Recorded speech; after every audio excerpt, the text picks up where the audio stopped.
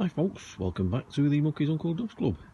Quick video today just to make some cheap and easy fire starters from waste stuff you'll have lying around the home, or most people will anyway, certainly. Got old broken candle bits here, an old saucepan, lint, dry fluff, old egg box, and a few more bits of broken candles here. What we're going to do, I'll show you. We'll take these bits of lint and fill up, cram as much as you can into the egg boxes. And here's one I prepared earlier, as they say. That one's full and packed down nice and tight. Now we're going to melt this wax carefully, so when it's melted we'll get back to you. Right, that's bubbling away nicely. Now be super careful with this, okay? Keep the heat to a minimum. You don't need to go too mad. Take your time. We'll end up in A&E. And what we're going to do, pour some of that melted wax onto here, and we'll just let it harden.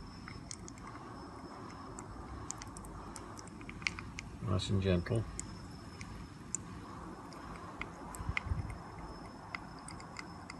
Use an old pan. Don't go and use the best ones in the kitchen, otherwise you might end up you're in trouble with your other half, or your mother, or your father, whoever does the cooking. And now we've got that nice and soaked. Turn that off.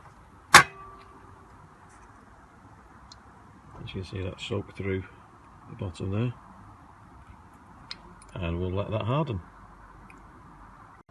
So once it's hardened, and I usually make a few of these at a time when I've got enough. I've got bags still and borrow from friends and family, the old bits of candle wax and dry lint. So simply, I'm going to cut these up. Now it's gone off, and then we can use them. If you've got a wood burner at home, fine. If not, I use these for going camping, and they burn superbly and get a good fire started when you're out camping. You only need one at a time.